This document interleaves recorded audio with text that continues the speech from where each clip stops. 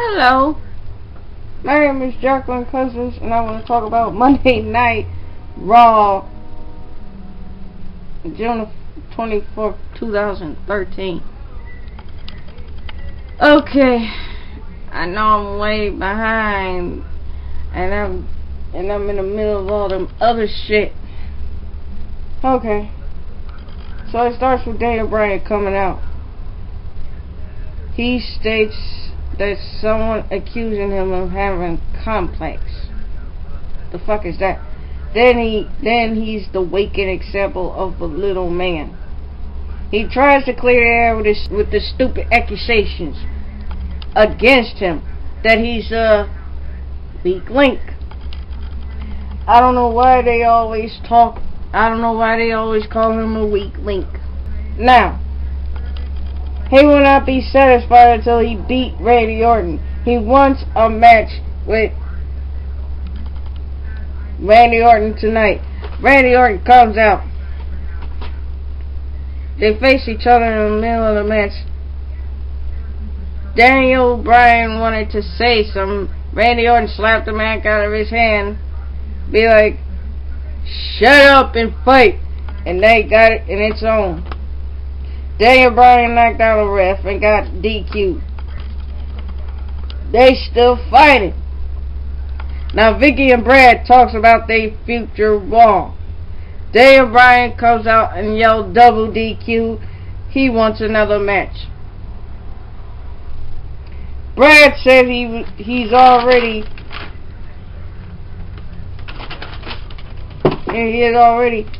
Vicky to give me, well, Daniel Bryan said, if you tell Vicky to give me the match, I'm a face. No, wait a second. Daniel Bryan tells Vicky, if you give me the match, I'll face Brad. He gets another match with Randy Orton. Then Vicky turns around and laughs at Brad looking like this. That shit is funny to me too. Mr. McMahon shows up and talks about Daniel Bryan and his size. Really? Why is his size that important? And then Vicky say, what do you say? Mr. McMahon says, I'll let you figure that out. See, they always give you this, you'll figure it out, or you gotta wait like everybody else. They always give you that shit. Okay, Team Wolf Scholars versus Christian, Sheamus and Christian. The match starts. Sheamus pick up the win for him and Christian. And him and Christian are on the same page. It shows on Facebook that he's best of friends. How can you be best of friends with somebody that you have a rivalry with? I don't get it. Now, it shows on Raw #1, and it says, quote, last Monday Night Raw was the #1 show on KBTV, beating every show on ESPN,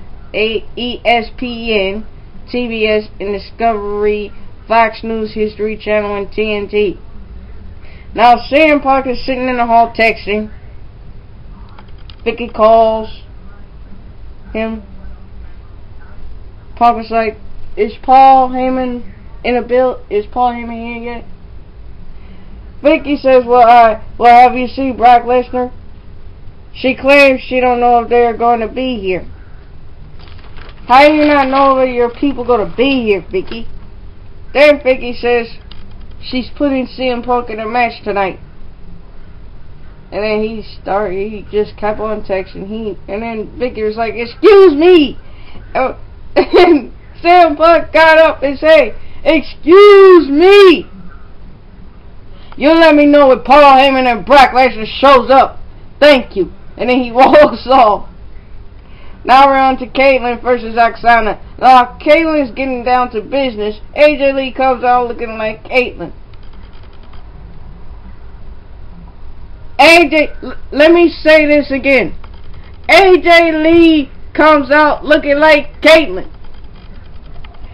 Mind you, the girl is mocking Kaitlyn, and Vicky Lace is tagging along with it. just cooning for AJ Lee.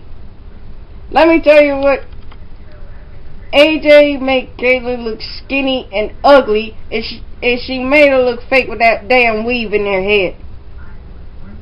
Now, Kayla was about to lash out. Layla tried to hold her back, tearing AJ Lee limb from limb. Then here's Mark Henry's performance. Now, can anybody tell me how you feel about Mark Henry's retirement performance? Because the whole thing with Mark Henry's performance, I think his performance was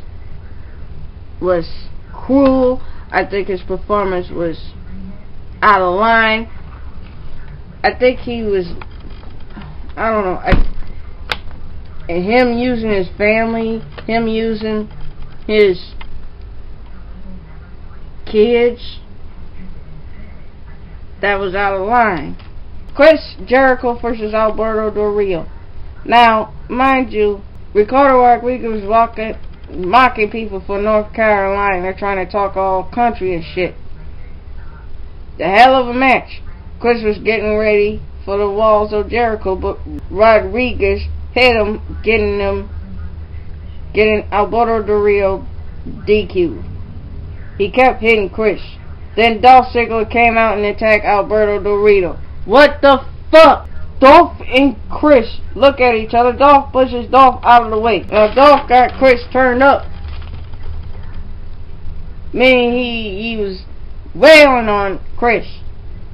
Now Vicky and Brad was talking. She was talking about canceling the match. Triple H comes in. He wants to talk about Daniel.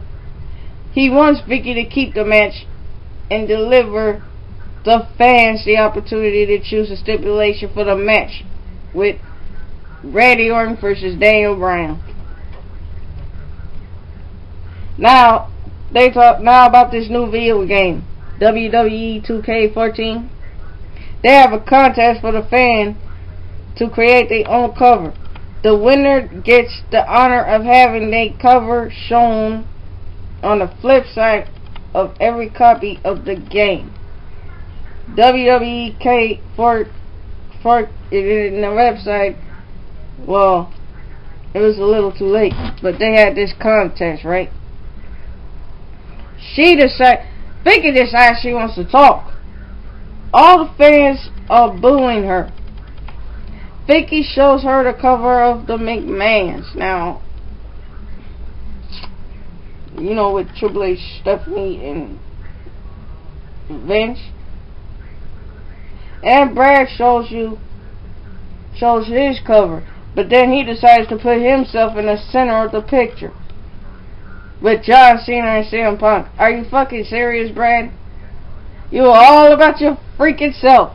And then Vicky argues with Brad, trying to create a scene. Now, King Lawler presented his own cover, and it's of The Rock. Ryback versus the Great Khali, and Ryback won. Now, on SmackDown #1, the sign says, and I quote, "Last Friday's night SmackDown was the most socially active show on our broadcast in cable TV, beating 2020 from ABC almost 10 times. Okay. John Cena come out making a statement, talking about WWE championships. Mark Henry fooled us. And how Mark Henry fooled us. Tons of Funk versus MDB versus the Usos. Usos are the #1 contender to the Shield for the tag team champions. The Shield come out. They didn't attack this time. Now Paul Heyman got some explaining to do. He wants to talk to CM Punk face to face. CM Punk comes out. He talks about himself. Paul Heyman and how everyone wanted him to fail. Wanted them to fail. What? He want Paul to tell Brock he's coming for him. Well, CM Punk actually. Ask Paul if he's sick Brock Lesnar on him. The fans are telling them the truth. Paul Heyman claims, I did not know that Brock Lesnar was going to come last week. Yeah, right. Paul, I know your ass sent Brock Lesnar on CM Punk, and then you have the nerve to lie to his face. The movement said Brock Lesnar needs Paul help. He picked up a fight with him, and Paul claims there was jealousy between Brock Lesnar and CM Punk. Really? And Punk was like, I apologize for doubting you. And they hugged. I know Paul Heyman was bullshitting. He screwed people over many times. Primetime player Darren Young versus CM Punk. CM Punk won, but Titus attacked him, and both of them jumped him. Curtis Axel saves him. Paul Heyman came over, and CM Punk told Paul Heyman not to get involved, and he got involved. They got Curtis Axel involved. Vicky on the phone yelling at Brad. Stephanie comes in to remind Vicky about the participants. First of all, Vicky yells at Brad, talking about reminding him to get coffee for him. I'm like, really? Stephanie decides to announce the match participants in the Money in the Bank. Home video dominance. WWE has all the 10 best selling sports in DVD, led by WrestleMania 29. Now the Bella Twins is promoting WWE magazine in their own poster. Stephanie McMahon comes out to talk about the Money in the Bank WWE Championship. The participants is CM Punk, Daniel Bryan, Sheamus, Randy Orton, Christian, Kane, and Rob Van Dam. Vicky and Brad talking. Ryback comes in demanding a rematch with John Cena. Chris Jericho interrupts. Vicky at the Money in the Bank. Ryback versus Chris Jericho. Mark Henry comes out and said he fooled everybody and he's not apologetic. And he was smart with that. He said he was coming home. Yeah, he's coming home, alright.